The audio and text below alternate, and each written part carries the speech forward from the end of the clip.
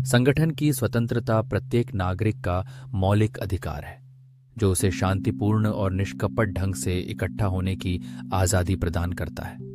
इस अधिकार के तहत नागरिक सार्वजनिक सभाएं आयोजित कर सकते हैं, जुलूस निकाल सकते हैं और प्रदर्शन कर सकते हैं, बशर्ते कि ये सभी गतिविधियां अहिंसात्मक और बिना हथियार के हों।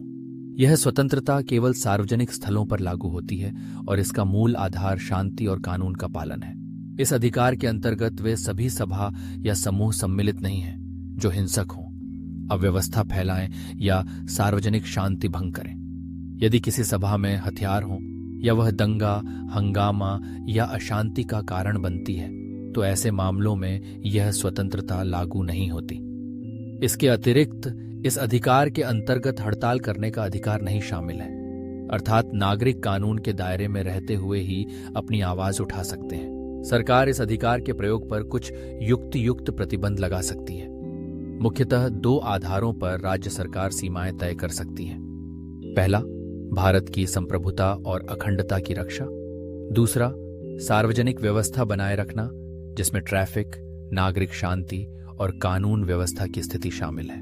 यदि कभी ऐसा लगे कि किसी सभा, बैठक या जुलूस से मानव जीवन, स्वास्थ्य या सुरक्षा को खतरा है, अथवा यह सार्वजनिक शांति के लिए चुनौती बन सकती है, तो आपराधिक प्रक्रिया संहिता 1973 की धारा 144 के अंतर्गत मजिस्ट्रेट को यह अधिकार है कि वह उस सभा या जुलूस को प्रतिबंधित कर सके।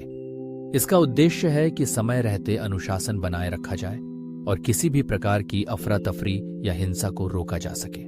इसके अतिरिक्त भारतीय दंड संहिता की धारा 141 के अनुसार जब 5 या अधिक लोग किसी ऐसे उद्देश्य से इकट्ठे होते हैं जो कानून के विरुद्ध है, तो उनकी सभा को गैर कानूनी माना जाता है। ऐसे गैर कानूनी उद्देश्यों में शामिल हैं किसी कानून का विरोध, जबरन किसी की संपत्ति पर कब्जा करना, शरारत या आपराधिक घुसपैठ करना, किसी व्यक्ति को अवैध कार्य के लिए बाध्य करना या सरकार या उसके अधिकारियों को उनके कानून सम्मत कार्यों में धमकाना या बाधित करना।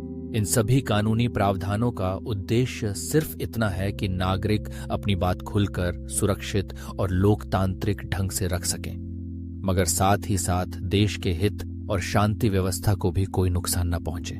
इसकी मूल भावना यह है कि हम स्वतंत्रता का आनंद लें, पर दूसरों की स्वतंत्रता और समाज की सुरक्षा के प्रति अपनी जिम्मेदारी को भी समझें। ऐसे उदाहरण जिनमें नागरिक शांतिपूर्ण प्रदर्शन करते हैं, सामाजिक संवेदनाओं को आधार बनाते हैं।